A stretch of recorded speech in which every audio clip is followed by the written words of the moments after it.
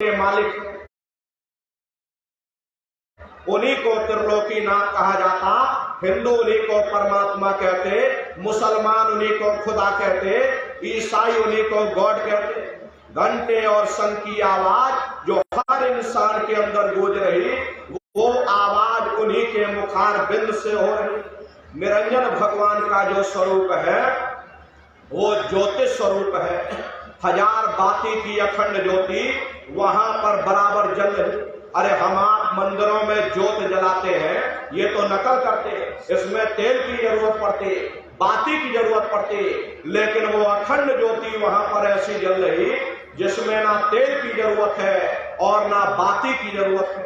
अरे पलटू साहब ने जिक्र किया कि उल्टा कुआ गगन में तिस्मे जरे चिराग और तिस्मे जरे चिराग, बिना रोगन बिन बाती और 6 ऋतु 12 मास जब रहे दिन राती। सतगुर मिले जो होए ताहि की नजर में आवे और बिन सतगुर नहीं कोई वाह को दर्शावे। वो अखंड ज्योति ऐसी है जिससे पूरा ब्रह्मांड प्रकाशवान हो रहा। जितनी भी अवतारी शक्तियां आई, राम आए, राम को वहीं से नीचे उतारा गया। इसीलिए उस देश को अयोध्या नगरी भी कहा जाता। और जितने देवी देवता ब्रह्मा विष्णु महादेव आदि की उत्पत्ति वहीं से हुई। वहां के धनी का दर्शन करने के बाद फिर तुम्हारी ये जीवात्मा दूसरे मंडल के शब्द को पकड़ करके दूसरे मंडल की चढ़ाई करे। शाम तज श्वेत को गहना, सुरत को तान धुन सुनना, और बंक के द्वार धस बैठो और त्रिकुटी जाय कर लेना। उसी के ऊपर दूसरा देश आता है जिसे महात्माओं ने त्रिकुटी देश कहा। वहां के जो मालिक है वो ब्रह्म है। वहीं से मन और माया की उत्पत्ति हुई। वहीं से 3 गुण, रजोगुण तमोगुण सतोगुण, तीनों गुणों की उत्पत्ति वहीं से। ये जो आपके वेद है, वेदों की भी उत्पत्ति उसी स्थान से हुई। अरे महात्मा कहते हैं भाई त्रिकुटी महल में विद्या सारा, घर हर गरजे बजे नगारा और लाल वरण सूरज उजियारा। वहां पर 2 धुने, बादलों की गर्जन और मृदंग की आवाज उस लोक में गूंजती रहती। जैसे पहले स्थान पर निरंजन भगवान के देश में घंटे और शंख की आवाज गूंजती है, ऐसे ही दूसरे मंडल पर यानी कि ब्रह्म के देश में बादलों की गर्जन और मृदंग वहां पर बजता रहता। ब्रह्म का जो स्वरूप है लाल वरण सूरज उजियारा। ये सूरज कुछ नहीं, ऐसे लाखों लाख सूर्य इकट्ठे करोगे तो वहां का एक सूर्य बनेगा। प्रेमी भाई बहनों, ब्रह्म का जो स्वरूप है वो सुबह के लाल सूर्य के समान है। इसीलिए वहां का पूरा ब्रह्मांड लाल है। जहां तक आपकी निगाह जाएगी ब्रह्म देश में चारों तरफ आपको लाल ही लाल नजर आएगा।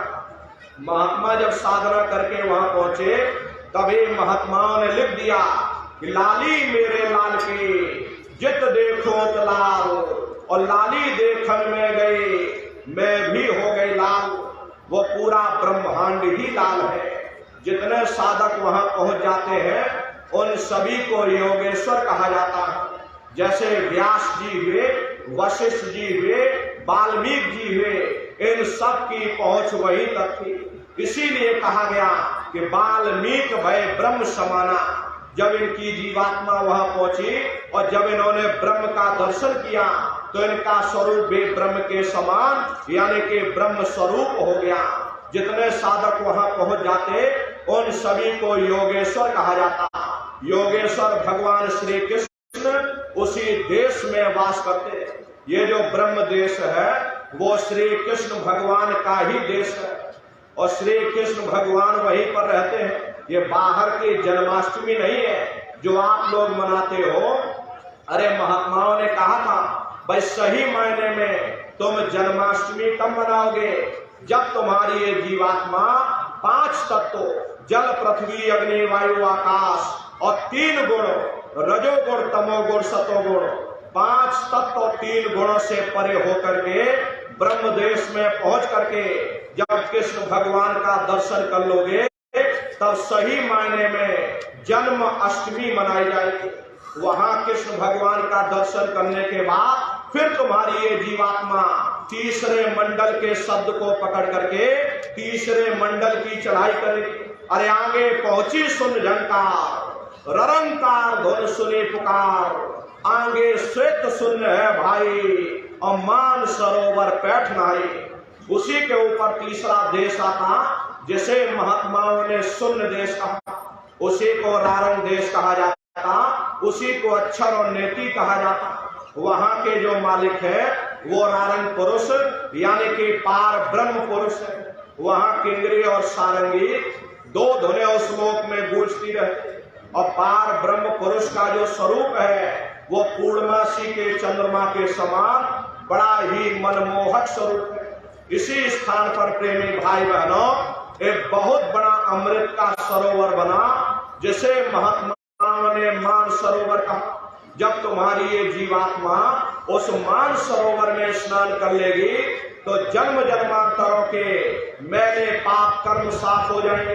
अरे यहाँ के पानी से तुम्हारे कर्मों की सफाई नहीं होने वाली। ये बाहर का पानी तुम्हारे शरीर के मैल को धो सकता, लेकिन जो पापों का मैल है, जो अंतःकरण में गंदगी जमा, वो जब साफ होगी, जब आप तीसरे मंडल पर पहुंच करके उस गंगा में डुबकी लगाओगे, उसमें स्नान करने के बाद ये जीवात्मा हंस रूप हो जाती है। हंसन मिले हंसा हुई जाई, मिले जो अमी हरा है। जीवात्मा का खुद का प्रकाश उस अमृत के सरोवर में स्नान करने के बाद 16 सूर्य के बराबर हो जाता। तो फिर यही जीवात्मा चौथे मंडल के शब्द को पकड़ करके चौथे मंडल की चढ़ाई करती। दो पर्वत के संग निहारो और भंवर गुफा के संग पुकारो। दो पर्वतों को पार करने के बाद वो बड़ा सुंदर देश आता जिसे महात्माओं ने भंवर गुफा कहा। वहां के जो मालिक है वो सोहन पुरुष है। वहां बंसी यानी मुरली की मधुध्वनियां सदा उस लोक में उच्चारण होती रहती। और सोहन पुरुष का जो स्वरूप है वो दोपहर के सूर्य के समान महाप्रकाशवान स्वरूप है। अरे स्वरूप में अंतर है। पहले स्थान पर निरंजन भगवान का जो स्वरूप है वो ज्योतिष स्वरूप है। दूसरे स्थान पर ब्रह्म का जो स्वरूप है वो सुबह के लाल सूर्य के समान है। तीसरे स्थान पर पार ब्रह्म का जो स्वरूप है वो पूर्णमासी के चंद्रमा के समान है। चौथे स्थान पर सोहन पुरुष का जो स्वरूप है वो दोपहर के सूर्य के समान महाप्रकाशवान स्वरूप है। वहां के धनी का दर्शन करने के बाद ताके परे धाम सतनामा और 20 बजे सतलोक ठिकाना। सोहन देश के ऊपर वो 5वां देश आता है जिसे महात्माओं ने सचखंड देश कहा। वो सचखंड देश अजर अमर अविनाशी सदा एक रस रहने वाला देश है। वहां न काल है, न कर्म है, न दुख है, न संताप है, न पुण्य है, न पाप है। जो जीवात्माएं वहां पहुंच जाती हमेशा के लिए जन्म मरण के बंधनों से आजाद हो जाती। वहां के जो मालिक है वो सतपुरुष भगवान है जिनके रोम रोम में खरबों खरब सूरज चांद सितारे प्रकाशवान। वही हमारे आपके सच्चे मालिक है, वही हमारे आपके सच्चे पिता है। हमको आपको वही से नीचे उतारा गया। फिर शब्द को पकड़ करके शब्द शब्द पौड़ी पर चढ़कर और पहुंचो सचखंड सतनाम। शब्द की सीढ़ी हर मंजिल पर लगा रखी। आपने भजन किया, घंटे संग की आवाज को पकड़ा तो आप पहले स्थान पर पहुंच जाओगे। मान लो प्रेमी भाई बहनों, हम लोग किसी जंगल में खो गए और चारों तरफ अंधेरा ही अंधेरा हो, कोई रास्ता नजर ना रहा हो, तो हम किसी टापू या पहाड़ पर चढ़ करके वही से आवाज लगाते कि भाई कोई हमारी आवाज को सुन रहा हो तो कृपया करके हमको रास्ता बताओ। मान लो किसी व्यक्ति ने आपकी आवाज को सुना और उसने आपको आवाज दी कि भाई हम तुमको ये आवाज दे रहे, तुम इस आवाज को पकड़ करके तुम हम तक पहुंच जाओ, तो भले ही हमें दिखाई ना पड़े, लेकिन पहले हम उसकी आवाज को सुनेंगे कि वो आवाज पूरब से आ रही या पश्चिम से आ रही। फिर उस आवाज को पकड़ करके हम उसी जगह पहुंच जाएंगे जहां वो व्यक्ति आवाज दे रहा। ठीक उसी प्रकार से इस हरि मंदिर के अंदर वो परमात्मा आवाज दे रहा, इस कुदरती काबे के अंदर वो खुदा आवाज दे रहा। जब तुम्हारी ये जीवात्मा, तुम्हारी ये रूह उस आवाज को सुनेगी, उस आवाज को पकड़ करके ये जीवात्मा वहीं पहुंच जाएगी जहां वो परमात्मा बैठ करके आवाज दे रहा।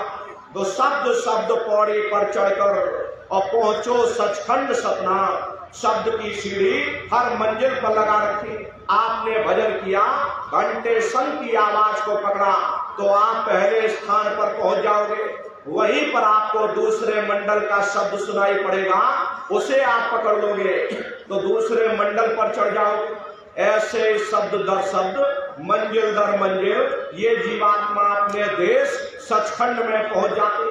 तो शब्द कब पकड़ में आएगा? जब आप भजन करोगे। और भजन कैसे किया जाएगा? एक बार फिर से आप लोग समझ लीजिए, ये आंख और कान को बंद करिएगा लेकिन मन को रोकिएगा। ऐसे समय पर तुम्हारा ये मन जरूर भागेगा।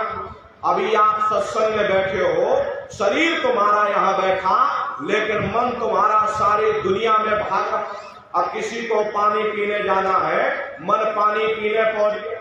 कोई बाल बच्चों को घर में छोड़कर आया, मन बाल बच्चों में पहुंच गया। कोई दुकान दफ्तर छोड़ करके आया, मन दुकान दफ्तर में पहुंच गया। और कोई खेती बाड़ी छोड़ करके आया, शरीर यहाँ बैठा लेकिन मन खेत में जुताई कर रहा। तो ऐसे भजन से कोई लाभ नहीं होने वाला। अरे जिन्होंने मार मंडाला उन्हीं को सूरमा कहना, बड़ा बैरी ये मन घट में इसी का जीतना कठिना। अगर दुनिया में कोई हमारा दुश्मन है वो केवल हमारा मन है। ये मन रूपी रावण कब मरेगा? जब 9 द्वारों पर फतेह हासिल करके तुम यहाँ 10वें द्वार पर चढ़ जाओगे, तब सही मायने में दशहरा मनाई जाएगी। ये बाहर की दशहरा नहीं है जो लकड़ी का रावण बना देते हो और फूंक फांक करके घर चले आते, कहते भाई हमने रावण मार दिया। अरे महात्माओं ने कहा था भाई सही मायने में तुम दशहरा कब मनाओगे? जब 9 द्वारों पर फतेह हासिल करके तुम यहाँ 10वें द्वार पर चढ़ जाओगे, तब सही मायने में विजयदशमी मनाई जाएगी। तब ये मन रूपी रावण मरेगा, तब तुम्हारी जीवात्मा, अरे इसी जीवात्मा को महात्माओं ने राम भी कहा। अरे आपकी धर्म पुस्तकों में लिखा है, एक राम दशरथ का बेटा, एक राम घट घट में लेटा, एक राम का सकल पसारा, एक राम है सबसे न्यारा।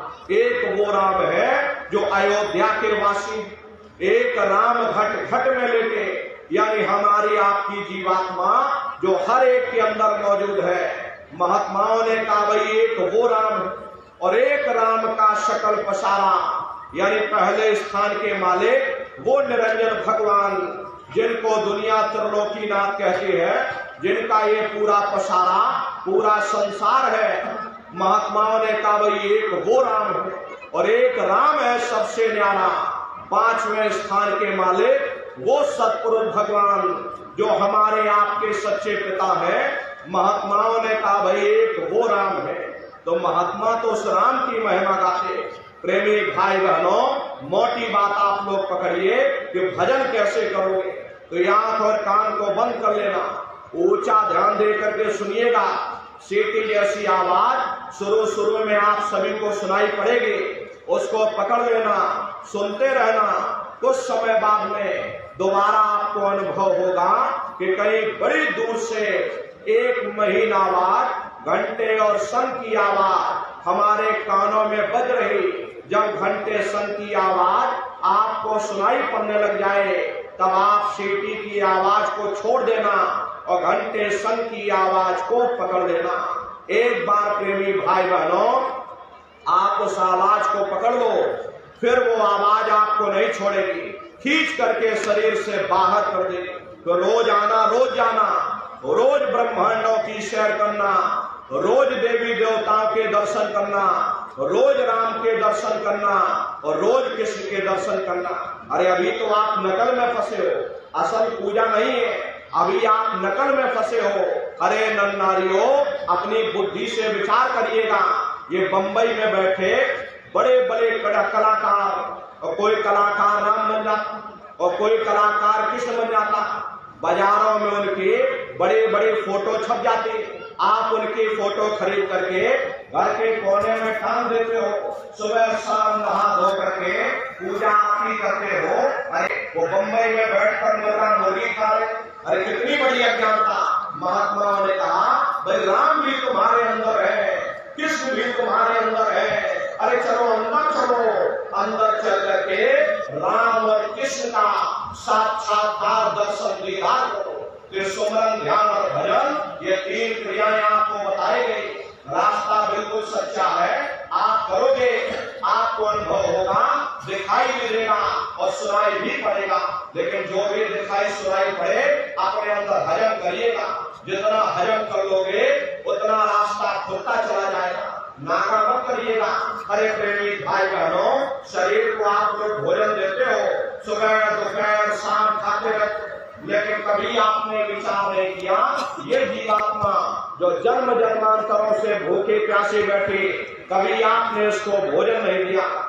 अरे इसका भोजन शब्द है, इसका भोजन नाम है।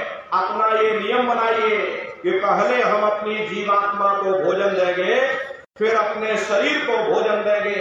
अगर ये नियम आपका बन गया तो आपका लोक भी बन जाएगा और परलोक भी बन जाएगा।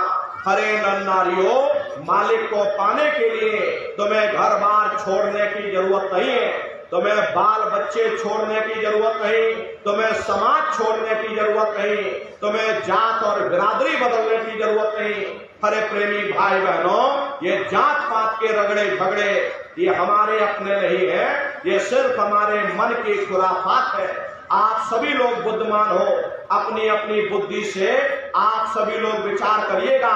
जब गुरु नानक साहब नहीं आए थे तब कोई सिख नहीं था, जब मोहम्मद साहब नहीं आए थे तब कोई मुसलमान नहीं था, जब ईसा मसीह साहब नहीं आए थे तब कोई ईसाई नहीं था, और पीछे लौटते चले जाओ तो केवल मनुष्य ही मनुष्य रह जाते। अरे रगड़े झगड़े किसने पैदा किए? ये हमने आपने पैदा किए। अरे कोई भी महात्मा यहाँ पर आकर के ना कोई कौम बनाने आता, न कोई महात्मा यहाँ पर मजहब चलाने आते, न कोई यहाँ पर पंथ चलाने आते, और ना ही आप हमारे हाथों में ये डंडे और तलवारें देने के लिए आते। अरे आपको सच्चा मार्ग, सनातन मार्ग समझाने के लिए इस धरा भूमि पर शरीर रूप में अवतरित होते। इसीलिए महात्मा कहते हैं कि भाई जाति पात पूछे नहीं कोई, और हरि का भजे सो हरि का होए। लोग यहाँ जात पात बनाते बनाते मर गए, लेकिन नर नारियों, जब तुम्हारी ये जीवात्मा इस मनुष्य रूपी चोले को छोड़ करके ऊपर धर्मराज की कचहरी में पहुंचेगी, वहां न तुमसे ये पूछा जाएगा कि तुम किस जाति के हो, तुम किस कौम के हो, तुम किस मजहब के हो, तुम हिंदू हो या मुसलमान हो, तुम हिंदुस्तान से आए हो या तुम पाकिस्तान से आए हो। अरे वहां तुम्हारे कर्म देखे जाएंगे, भक्ति भाव देखा जाएगा, मालिक से मिलने का प्रेम और प्यार देखा जाएगा। इसीलिए महात्मा समझाते हैं भाई मालिक को पाने के लिए तुम्हें जात बिरादरी बदलने की जरूरत नहीं है, तुम्हें समाज छोड़ने की जरूरत नहीं है, तुम्हें बाल बच्चे छोड़ने की जरूरत नहीं है, तुम्हें जंगलों पहाड़ों में भटकने की जरूरत नहीं है, तुम्हें साधु सन्यासी और बाबा बनने की जरूरत नहीं। अरे भाई तुम अपने अपने घर परिवार में रहो, अपने अपने बाल बच्चों के साथ रहो, मेहनत और ईमानदारी से काम करो, और 24 घंटे में घंटा 2 घंटा अपनी जीवात्मा के कल्याण के लिए सुरत शब्द नाम की कमाई यानी कि सुमरन, ध्यान और भजन करिएगा। हरे नर नारियों, यही दौलत तुम्हारे काम आएगी, बाकी सब यही पड़ा रह जाएगा। अरे बड़े बड़े राजे महाराजे आए, सारे जिंदगी उन्होंने ये किला बनाते बनाते गुजार दिया। आज उनके किलों को जाकर देखो, आज खंडहर बने पड़े हुए। विश्व विजेता सिकंदर सारी दुनिया पर राज करने का ख्वाब देखता था, वो भी मुट्ठी खोल करके चला गया। कोई क्या साथ लेकर जाएगा? जो चीज तुम्हारे साथ में जाने वाली वो केवल मालिक की भक्ति है। इसलिए नर नारियों, वो दौलत कमा लो जो अंत समय में तुम्हारे काम आवे, वरना ये समय तुम्हारा निकलता चला जा रहा। ये 100 की पूंजी दिन प्रतिदिन कम होती चली जा रही। अरे हम लोग कहते हैं भाई हमारी उम्र बढ़ रही, अरे आपकी उम्र बढ़ नहीं रही, आपकी उम्र दिन प्रतिदिन घटती चली जा रही। एक समय ऐसा आएगा ये बुलबुला तुम्हारा फूट जाएगा, फिर ना जाने तुमको दोबारा मनुष्य शरीर मिले न मिले, अरे तुम भटकते रह जाओगे नरकों और 84 में। इसलिए प्रेमी भाई बहनों, अहो भाग्य है आपका, आपको ये मनुष्य शरीर मिल गया। इस मानव मंदिर में बैठ करके वो आत्मधन कमा लो, वो रूहानी खजाना कमा लो, जिससे तुम्हारी जीवात्मा का कल्याण हो जावे। तो सुमरन, ध्यान और भजन बराबर आप लोग करते रहिएगा। और देखो प्रेमी भाई बहनों, सभी लोग शाकाहारी रहिएगा, क्योंकि हमारे गुरु महाराज ने शाकाहार पर विशेष जोर दिया।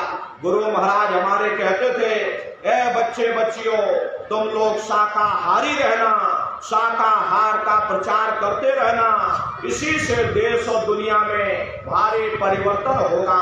हरे नर नारियों, परिवर्तन कोई कानून बनाने से नहीं होता, परिवर्तन कोई आंदोलन करने से नहीं होता, परिवर्तन कोई तोड़फोड़ करने से नहीं होता।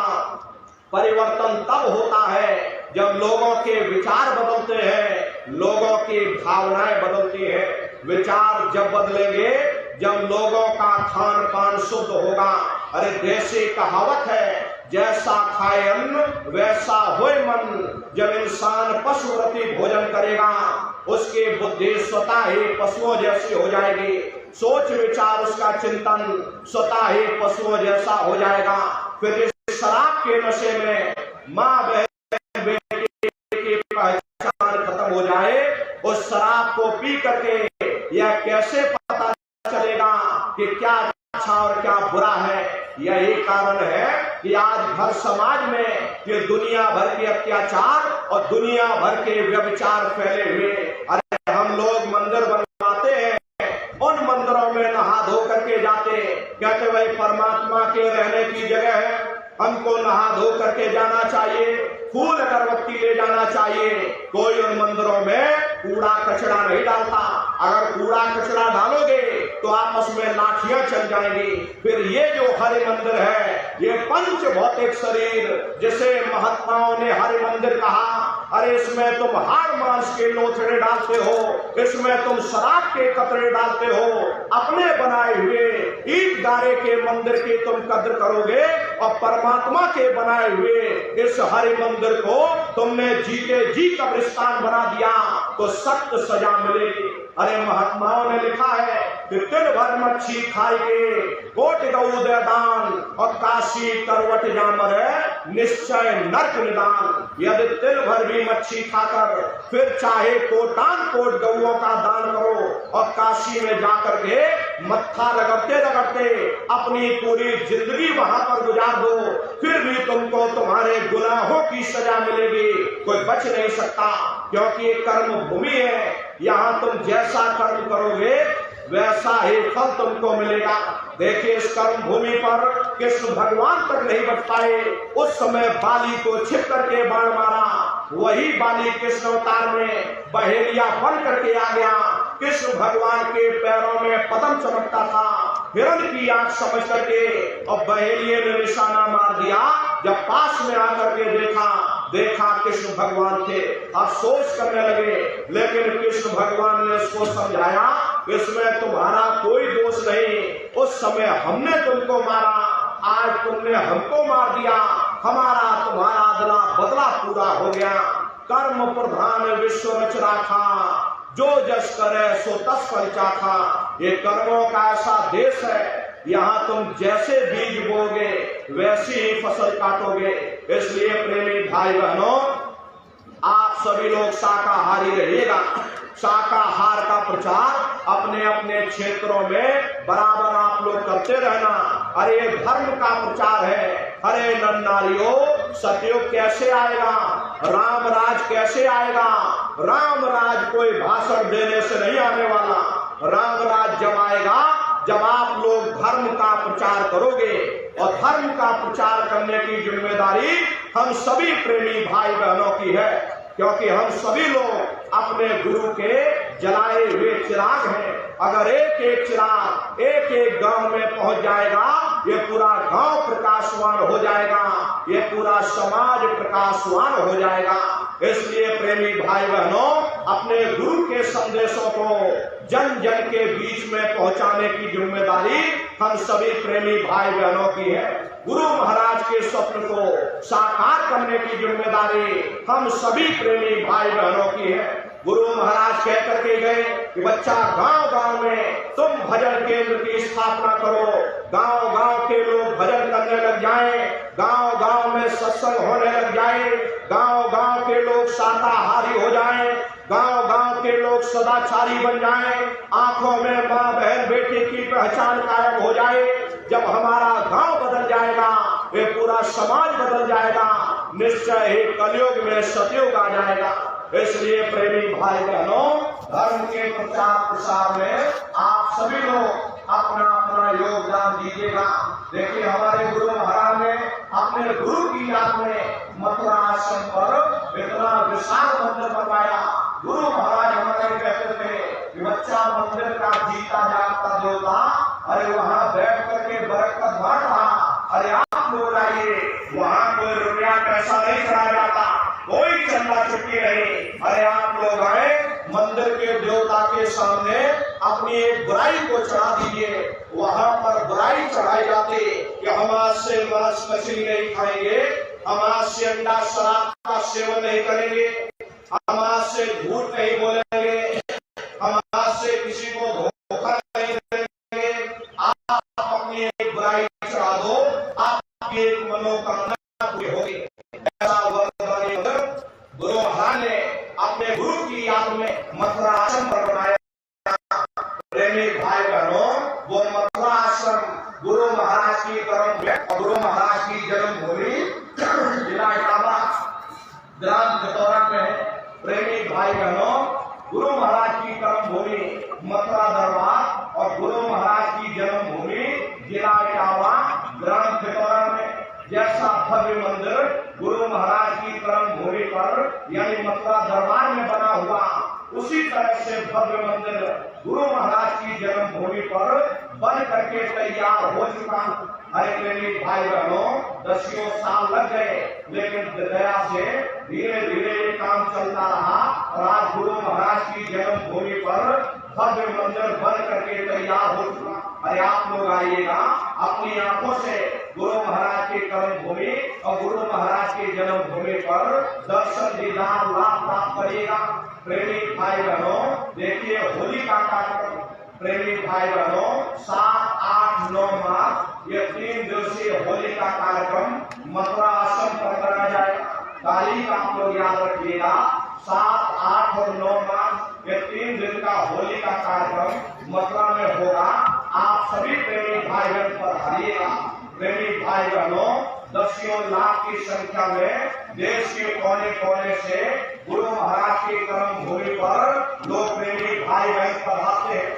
अपना बहुत बड़ा आश्रम है, करीब करीब 10 किलोमीटर के व्यास में अपना आश्रम बना हुआ। प्रेमी भाई बहनों, आपके रहने ठहरने के लिए वहाँ टेंट ट्राफी ढेरे लगाए जाते हैं, भोजन पानी के लिए अलग अलग जिलों के भंडारे भी चलाए जाते हैं। आपके सागर जिले का भंडारा भी चलता है। प्रेमी भाई बहनों, वहाँ पर एक कार्यक्रम होगा। प्रेमी भाई बहनों, मथुरा आश्रम पर गुरु महाराज की बहुत बड़ी गौशाला भी है।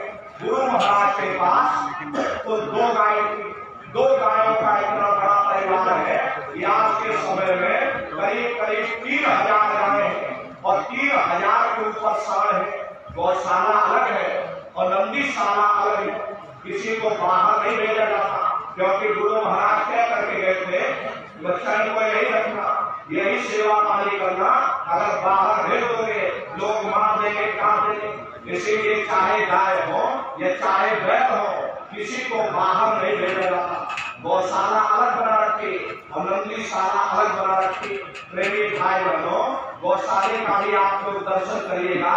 जब आप लोग पढ़ाइएगा, गौशाले के बगल में अपना बहुत बड़ा अस्पताल है, उसी के बगल में अपना एक बहुत बड़ा विद्यालय है जिसमें 2,500 से 3,000 बच्चे निःशुल्क विद्या अध्ययन करते हैं। प्रेमी भाई बहनों, तो होली के कार्यक्रम में जब आप लोग पढ़ाइएगा, अपनी आंखों से दर्शन दीदार लाभ प्राप्त करिएगा।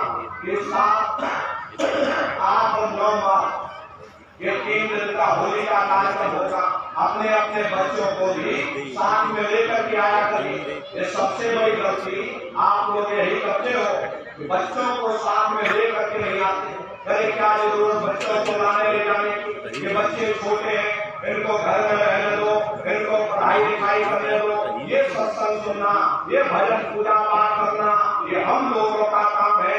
इन बच्चों को पढ़ाई लिखाई करने दो, ये आपकी गलत सोच है। अरे प्रेमी भाई बहनों, पढ़ाई लिखाई जरूरी है, हम ये बात मानते हैं। आज के भौतिक युग में शिक्षा बहुत जरूरी है। अरे हमको भी गुरु महाराज ने पढ़ाया लिखाया, हम भी पहले 10वीं की, और 10वीं के बाद फिर हमने 12वीं की, और 12वीं के बाद फिर हमने BA किया, और BA करने के बाद फिर हमने LLB किया, LLB करके वकील बने। गुरु महाराज ने हमको भी पढ़ाया लिखाया, लेकिन पढ़ाई लिखाई के साथ साथ अच्छे संस्कार भी जरूरी है। और संस्कार कोई MA BA की डिग्री करने से नहीं पढ़ते, संस्कार कोई डिप्लोमा करने से नहीं पढ़ते। अगर MA BA की डिग्री करने से बच्चों